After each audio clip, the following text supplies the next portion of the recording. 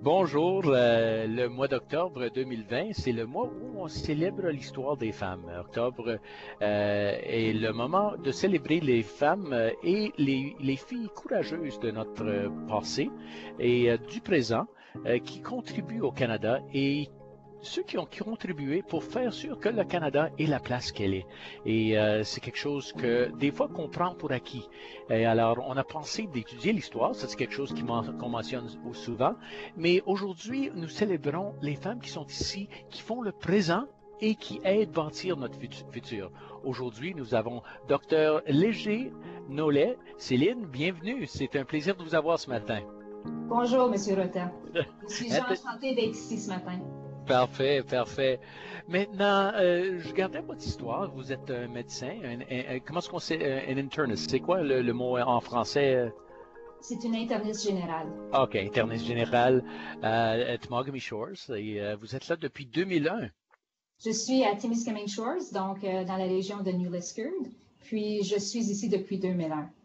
On a déménagé d'Ottawa, où j'avais fait mes études. Puis, donc, ça fait près de 20 ans. Parfait. Vous avez votre maison maintenant. C'est quelque chose qui est très normal. C'est beau de vous voir dans la région. Maintenant, vous venez d'une petite ville aussi. Historiquement, d'où vous venez, c'est Saint-Isidore, juste au sud de Montréal? Non, Saint-Isidore, c'est une communauté franco-ontarienne. Donc, on est à l'est d'Ottawa. C'est une communauté surtout de fermiers. Donc, mes parents étaient fermiers. C'est francophone. À ce moment-là, on ne parlait pas l'anglais du tout. Moi, j'ai appris à parler l'anglais seulement à l'université. C'était un défi à ce moment-là. Mais non, c'est une belle petite place. Ma famille s'y retrouve encore. Ah, parfait. Alors, vous retournez de temps en temps? Oui, quand le COVID nous le permet. Parfait. Maintenant, vous êtes interniste à Timiskaming Shores. C'est quelque chose que vous faites depuis un bon bout de temps. Vous êtes là depuis 20 ans. Et c'est quoi qui vous a amené à la région? Pour être honnête, qu'est-ce qui m'a apporté à la région? C'est que mon mari vient de la région de Hearst. Lui vient de Matisse. Moi, ma famille était dans l'Est ontarien. On a trouvé une place qui était comme à moitié chemin. On a évalué qu'est-ce qu'il y avait dans la région, puis quand on a vu que la région du Tri-Town était bilingue, qu'il y avait une forte communauté francophone, ça nous a incité à faire plus de recherches. Puis une fois qu'on est venu visiter la région, on est tombé en amour évidemment avec la communauté, avec le lac, avec tout ce que la région a à offrir. Donc on a décidé de venir essayer pour quelques années, puis les 2-3 années se sont traduites à 20 ans. Donc je suis ici jusqu'à la retraite. Bien, une des choses que se demandent souvent, c'est des jeunes filles qui demandent, je pense à être médecin. Comment est-ce que je peux faire ça? Est-ce que c'est quelque chose que vous avez toujours songé faire? Pour moi, j'ai jamais pensé à d'autres options. J'étais toute petite, puis je voulais être médecin. Je pense que, si je me trompe pas, notre médecin de famille à Saint-Isidore était venu faire une présentation dans ma classe, puis j'avais juste trouvé ça fantastique. Puis j'ai toujours eu un faible pour les sciences. J'ai toujours adoré manger de la science. J'étais fascinée par le corps humain. Donc, ça a toujours été ce que j'ai voulu faire. J'ai toujours fait toutes mes études en fonction de ça. Mais de nos jours, c'est pas nécessairement obligatoire que tu as voulu toujours faire un médecin depuis que tu es toute petite. Il y a beaucoup de façons de se rendre en médecine. Fait que quelqu'un peut avoir eu un background différent, avoir fait des études dans des domaines un peu non connexes, puis quand même s'orienter vers la médecine, puis être d'excellents médecins au bout de la ligne. Alors ça, c'est bon à savoir. Puis c'est beau à entendre que vous aviez quelqu'un qui vous a inspiré quand vous étiez jeune. On espère que peut-être cette vidéo va inspirer quelqu'un qui est en train de regarder, puis pense à se lancer dans la médecine. Alors, ça, c'est un bon signe. Disons une journée typique pour vous, c'est quoi exactement? Ou comment est-ce que, je sais, je me le fais demander souvent comme député, qu'est-ce que vous faites? Puis la meilleure réponse que moi je donne, c'est la seule chose certaine de ma vie, c'est l'incertitude, parce que ça change continuellement. Mais est-ce qu'il y a une certaine... si quelqu'un vous demandait c'est quoi votre journée typique, ce serait quoi votre réponse? Une journée typique, ça commence souvent avec se lever tôt. J'aime faire de l'exercice, donc quand j'ai la chance, je vais le faire soit tôt le matin ou sinon après le travail le soir. Souvent, je suis au bureau assez tôt le matin, vers 7h30. Puis, je fais ma paperasse. Je commence à voir les patients souvent en avant-midi.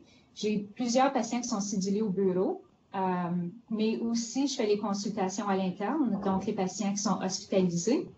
S'il y a des patients qui ont besoin d'avoir mes services, je vais aller les voir en consultation. J'interprète beaucoup de tests, donc j'interprète les ECG, les échocardiogrammes, les tests de fonction pulmonaire. Donc, au cours de la journée, parfois entre les patients, entre les appels, entre les visites à l'étage, à l'hôpital, je vais interpréter les tests. Pour être honnête, j'ai pas beaucoup de pauses. Je travaille quasiment constamment de 7h30 jusqu'à 6h, 7h. Parfois, ça se prolonge. Donc, c'est des journées assez occupées. Il n'y a jamais une journée pareille. Puis, il y a toujours des beaux défis.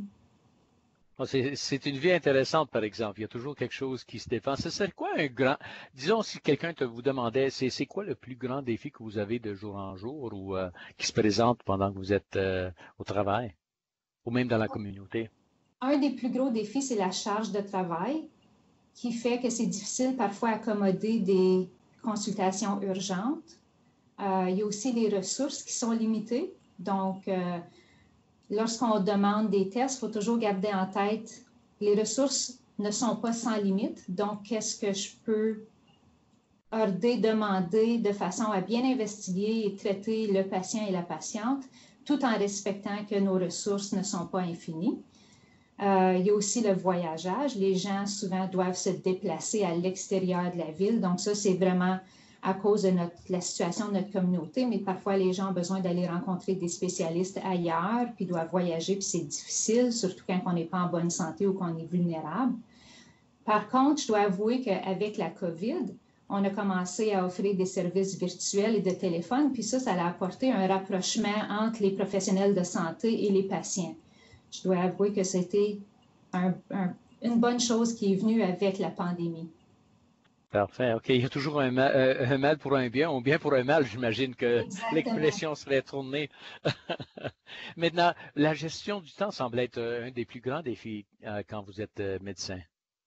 C'est définitivement un grand défi. Donc, pour moi, d'être organisé, je fais souvent des listes de qu'est-ce que j'ai besoin de faire.